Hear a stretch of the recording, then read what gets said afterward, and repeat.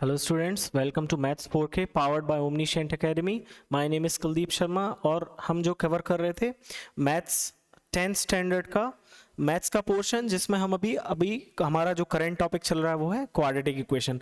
Previous lecture में हमने method of completing square सीखा, उससे क्वाड्रेटिक इक्वेशन के रूट्स कैसे फाइंड करना है वो सीखा। चलिए एक और पोर्शन है आपके सिलेबस में, वो है क्वाड्रेटिक फॉर्मूला। बच्चों को मालूम तो है कि x is equal to minus b plus minus under root b square minus 4ac upon 2a, that is known as the quadratic formula. But how to derive that quadratic formula, we will see that, we will cover that portion, और आपसे भी बनेगा कि कैसे उसको derive करते हैं। ठीक है, चलिए। So the topic is derivation of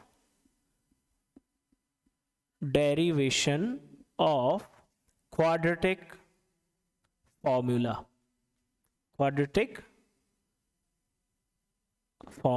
okay, quadratic equation का जो फॉर्मूला होता है उसको आज हम डेराइव करेंगे। ब्रैकेट में मैं यहां लिख देता हूं बाय कंप्लीटिंग द स्क्वायर। हम उसको किस मेथड के थ्रू डिराइव करेंगे? Bye completing the square. जो हमने पिछले लेक्चर में मेथड सीखी है उसी का यूज करेंगे हम उसको डिराइव करने के लिए।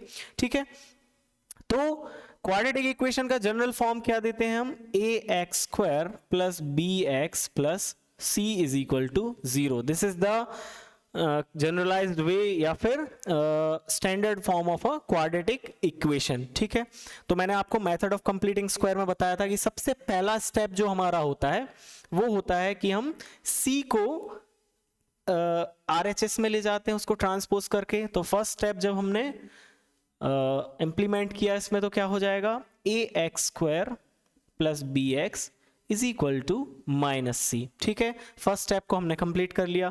अब मैंने आपको सेकेंड स्टेप में बताया था कि आपको क्या करना है, एक्स स्क्वायर का जो कोफिशिएंट है, if that is not equal to 1 then we have to make it 1 by dividing the whole equation by the coefficient of x square. तो हम क्या करेंगे, एक्स स्क्वायर के कोफिशिएंट से इसको डिवाइड कर लेंगे। तो क्या होगा, जब हम इसको डिवाइड करेंगे तो हमें क्या मिल जाएगा? दोनों साइड्स को डिवाइड करके तो a कैंसिल हो जाएगा, तो यहाँ क्या मिलेगा? X square. फिर यहाँ क्या आ जाएगा? b upon a into x is equal to, यहाँ भी a का डिवाइड होगा तो क्या होगा? Minus c upon a। तो हमने सेकेंड स्टेप जो है उसको कंप्लीट कर लिया। उसके बाद मैंने आपको थर्ड स्टेप बताया था। थर्ड स्टेप था आपका कि जब एक्स स्क्वायर का कोफिशिएंट 1 बनाने के बाद जो हमें एक्स का कोफिशिएंट मिलता है b अपॉन a, ठीक है, उसको हाफ करके आप स्क्वायर करके ऐड करेंगे। तो हाफ करके स्क्वायर करके ऐड करिए तो देखते हैं क्या होता है। X square plus b upon a x plus b upon, हमें हाफ करना है तो b अपॉन 2a हो जाएगा और इसका होल स्क्वायर हम यहां लेंगे is equal to minus c by a plus b upon 2a का होल स्क्वायर। ओके, नाउ हमने ये b अपॉन 2a का होल स्क्वायर क्यों किया है? ताकि हम इस पूरे LHS को एक कंप्लीट स्क्वायर के रूप में उसको फॉर्म कर सकें।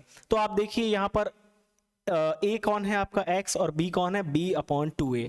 ठीक है, तो आप इसको लिख सकते हो x plus b upon 2a का होल स्क्वायर। ठीक है, तो इसको लिखेंगे तो क्या होगा? चलिए मैं इसको साइड में कर देता हूं।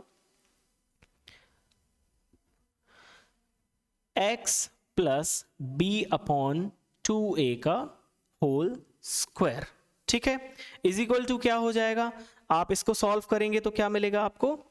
Minus c upon a plus, इसको स्क्वायर को ओपन करेंगे जब ब्रैकेट को तो क्या होगा? b स्क्वायर अपॉन 2a का स्क्वायर क्या हो जाएगा? 4a square. ठीक है, चलिए इसको और आगे सॉल्व कर लेते हैं। x plus b upon 2a का whole square is equal to minus c upon a plus b square upon 4a का स्क्वायर। चलिए इन दोनों टर्म को सॉल्व करेंगे तो क्या होगा? आपको डिनोमिनेटर में दिख रहा है 4a स्क्वायर दिख रहा है और a दिख रहा है, तो इन दोनों का जो LCM आएगा वो क्या आएगा? 4a स्क्वायर ही आएगा। ठीक है, तो दोनों का LCM, चलिए LHS को मैं पहले लिख लेता हूं। x plus b upon 2a का whole square is equal to, इन दोनों का एलसीएम क्या आएगा? 4a square. ठीक है, तो दोनों का एलसीएम 4a स्क्वायर आया, तो इसको 4 ए को 4a² बनाने के लिए हमें क्या करना पड़ेगा, 4a का मल्टीप्लाई करना पड़ेगा, और उस 4a का मल्टीप्लाई किसमें होगा, इस -c में। तो क्या हो जाएगा, -4ac, और यहां पर 4a² दिख रहा है आपको, और एलसीएम भी हमारा 4a² हो, तो हम इसमें कुछ भी मल्टीप्लाई नहीं करेंगे, सीधा b² लिख देंगे। ठीक है, चलिए इसको अरेंज कर लेंगे अच्छे से। तो क्या होगा, x प्लस बी का x plus b upon 2a का whole square is equal to b² minus 4ac upon 4a²। ठीक है, आप यहां तक पहुंच गए। अब हमारा नेक्स्ट स्टेप क्या था कि हमें स्क्वायर रूट लेना था। ठीक है, तो हम क्या करेंगे, x plus b upon 2a, इसको ऐसे ही लिखा रहने देंगे, और taking the square root of the RHS, तो हमें क्या मिल जाएगा, न्यूमेरेटर का अलग रूट लेंगे तो क्या हो जाएगा, b² माइनस 4ac अपॉन, जब आप 4a² का रूट लेंगे तो क्या हो जाएगा, 4 का रूट 2 हो जाएगा, और a² का रूट क्या हो जाएगा, a। तो नीचे स्क्वायर रूट लेने के बाद क्या बचेगा, 2a। चलिए हम यहां तक पहुंच गए। इसके बाद हमें क्या करना है, आपको सिंपली x के लिए सॉल्व करना है। तो ये जो टर्म आपको दिख रहा है ये कहां आ जाएगा, इस तरफ आ जाएगा। ठीक है, मैं थोड़ा सा यहां रफ कर देता हूं ताकि थोड़ी सी जगह बन जाए। चलिए इसको रफ कर देता हूं मैं यहां से, ये वाला portion.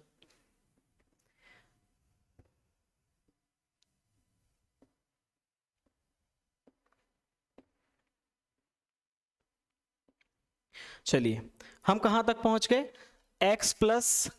x plus b upon 2a is equal to b² minus 4ac upon 2a। ठीक है, इसको ट्रांसपोज करेंगे आप, तो x के लिए आपको ध्यान रखिए, मैंने जब बोला था कि जब रूट हटाएंगे तो क्या होगा, आपको दो वैल्यूज लेनी पड़ेंगी, एक प्लस में लेनी पड़ेगी और एक माइनस में लेनी पड़ेगी। ठीक है, आपको इसका अच्छे से ध्यान रखना है। ठीक है, यहां पर प्लस माइनस आएगा। चलिए आप इसको, इस वाले जो टर्म को है आप RHS में ट्रांसपोज कर लीजिए, तो आपको x की वैल्यू क्या मिल जाएगी, x is equal to minus b upon 2a plus minus b² minus 4ac upon 2a।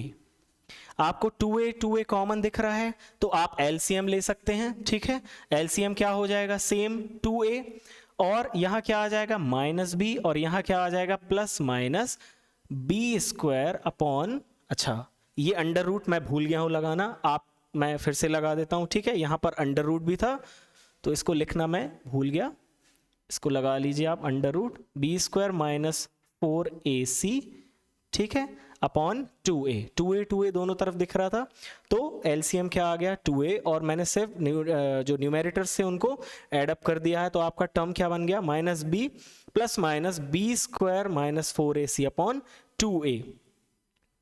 This is the quadratic formula. Okay, क्या है ये, क्वाड्रेटिक फॉर्मूला। हमें इसी को डिराइव करना था, that x is equal to minus b plus minus under root b² minus 4ac upon 2a। ठीक है, तो आपको x के दो रूट कैसे मिलेंगे, आप क्या करेंगे, एक बार जब आप यहां पर रूट हटा के प्लस की वैल्यू जब लेंगे तो आपको एक रूट मिलेगा, और जब आप यहां पर माइनस की वैल्यू लेंगे इसकी तो आपको x का दूसरा रूट मिलेगा। दैट मीन्स, अब मैं इसको रफ कर दे रहा हूं और x के दो रूट लिख दे रहा हूं। ठीक है,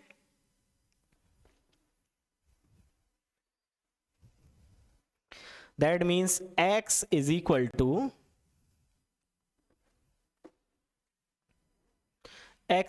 to minus b plus under root b² minus 4ac, ठीक है, अपॉन 2a, और एक x की वैल्यू आपको मिलेगी minus b minus b² minus 4ac upon 2a। तो ये आपको x के दो वैल्यूज मिल गए, क्वाड्रेटिक इक्वेशन के दो रूट्स आपको मिल गए। चलिए अब आप चाहें तो बैक करके वीडियो इसको फिर से देख सकते हैं कि मैंने इसको कैसे डिराइव किया है, ठीक है। इसको आप नोट भी कर लीजिएगा इस डेरिवेशन को, और फिर आगे हम इस पे क्वेश्चंस सॉल्व करेंगे। चलिए देखते हैं, एक टर्म और आया है आपके सिलेबस में जिसको बोलते हैं डिस्क्रिमिनेंट, ठीक है। डिस्क्रिमिनेंट क्या है, अब इसको देखते हैं, अपन जरा समझने की कोशिश करते हैं।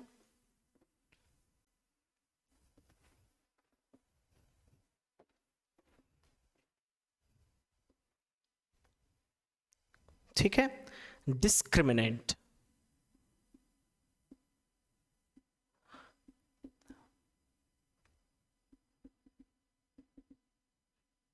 देखते हैं डिस्क्रिमिनेंट क्या है। कोई भी क्वाड्रेटिक इक्वेशन है a x square plus b x plus c is equal to 0, standard form में है क्वाड्रेटिक इक्वेशन अपने। तो डिस्क्रिमिनेंट जो होता है हमारा, जो क्वाड्रेटिक फॉर्मूला से जो x की वैल्यू जो आई minus b plus minus under root b square minus 4ac upon 2a। तो आपको जो अंडर रूट में जो आपको टर्म दिख रहा है बी स्क्वायर माइनस 4ac, ठीक है, इसी टर्म को हम क्या बोलते हैं, discriminant of the quadratic equation.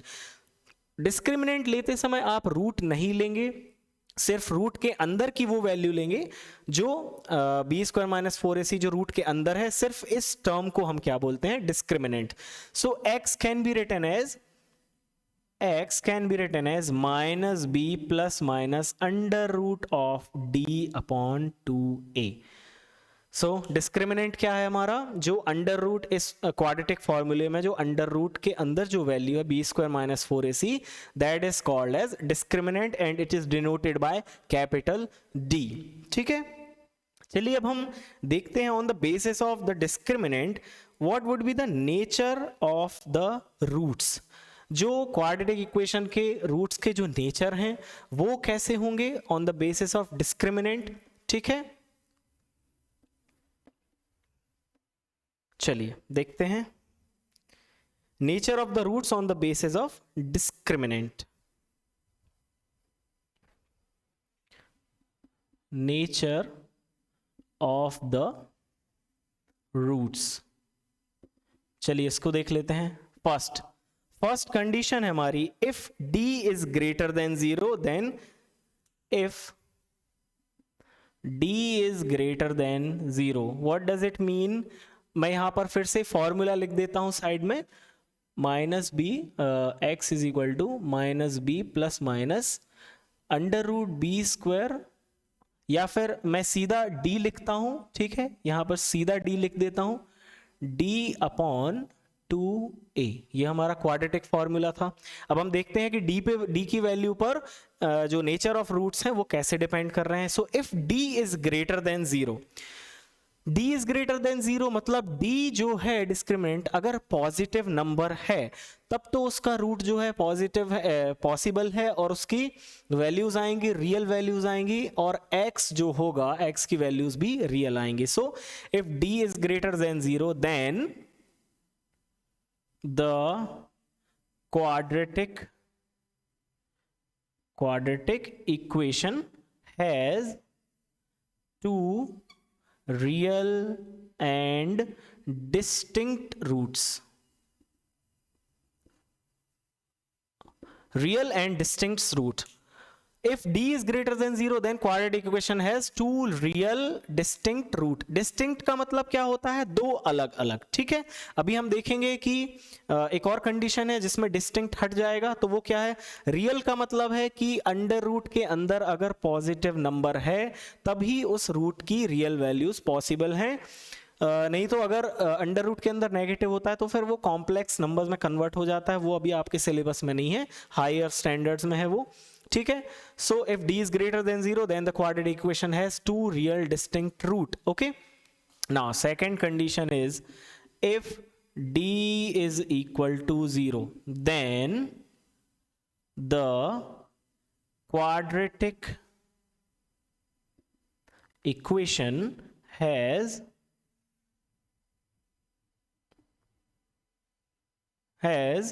two equal roots. Okay, अब ये कैसे आया, d अगर 0 हो जाएगा, if d is equal to 0, तो क्या होगा यहाँ पर, यहाँ जो अंडर रूट के अंदर जो वैल्यू है वो हो जाएगी 0, और आपको x is equal to minus b upon 2a 2 बार मिलेगा, जो कि इक्वल होंगे और रियल होंगे, ठीक है। So two equal root that is minus b upon 2a, x is equal to क्या हो जाएगा, माइनस बी अपॉन 2a। चलिए थर्ड कंडीशन देख लेते हैं अपन। If discriminant is less than 0, if discriminant is less than 0 तो क्या होगा, आप देखिए यहाँ पे, अगर अंडर रूट के अंदर कोई लेस देन 0 मींस कोई नेगेटिव इंटीजर आता है, तो क्या नेगेटिव इंटीजर का रूट पॉसिबल है, नहीं, as far as the 10th syllabus is concerned नहीं है पॉसिबल, ठीक है। पर आप जब 11th क्लास में जाएंगे तो नेगेटिव नंबर का भी रूट पॉसिबल है, पर वो कॉम्प्लेक्स नंबर के पोर्शन में कन्वर्ट हो जाता है, तो वो 11th क्लास का पोर्शन है, ठीक है। लेकिन अभी के लिए नो रियल रूट्स, ठीक है। सो if d is less than 0 तो d माइनस में चला जाएगा और उसकी रूट की वैल्यू पॉसिबल नहीं है। Then in this case the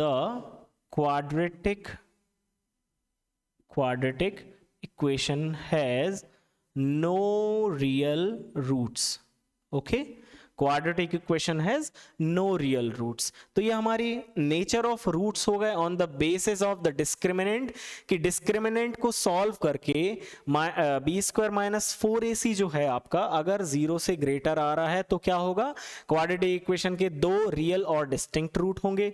if d is equal to 0 then ये टर्म हट जाएगा और क्या होगा, आपको दो इक्वल रूट्स मिलेंगे, x is equal to minus b upon 2a, ठीक है, minus b upon 2a।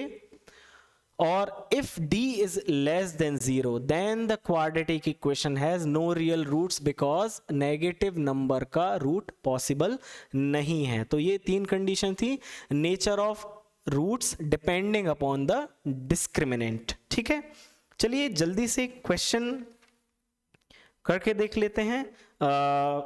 Finding the nature of the roots of given quadratic equation, जो मैंने अभी आपको जस्ट बताया उसका कुछ एग्जांपल लेके देख लेते हैं, तो कॉन्सेप्ट जो है और अच्छे से क्लियर हो जाएगा।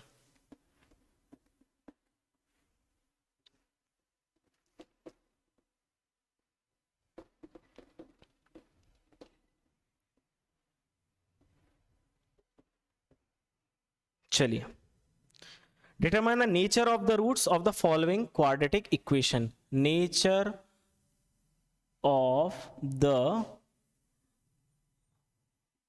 roots, ठीक है।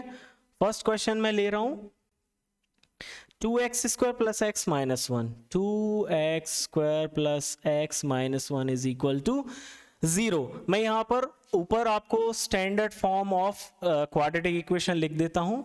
This is the standard form of quadratic equation. We have to find the nature of the roots of these following quadratic equation by the use of discriminant। तो discriminant देखेंगे हम इसका क्या होगा। चलिए इसको सॉल्व करके देखते हैं। आप कंपेयर कीजिए इस क्वाड्रेटिक इक्वेशन को स्टैंडर्ड फॉर्म से, तो आपको a की वैल्यू क्या मिल रही है यहां से, a इज इक्वल टू 2, ठीक है। यहां पर b की वैल्यू क्या है, x का कोफिशिएंट कौन है, b इज इक्वल टू 1, और c की वैल्यू क्या मिल रही है आपको यहां से, c is equal to -1। So हमारा d जो था discriminant is equal to b square minus 4ac। तो d क्या हो जाएगा इस केस में, b स्क्वायर क्या होगा, 1 का square minus 4 into 2 into minus 1, तो क्या होगा 1 स्क्वायर क्या हो जाएगा 1, और यहां पर जो माइनस है इस माइनस से मल्टीप्लाई होके क्या होगा, पॉजिटिव नंबर मिल जाएगा, दैट इज प्लस 4 टू कितना होगा 8, सो ये हो जाएगा 9।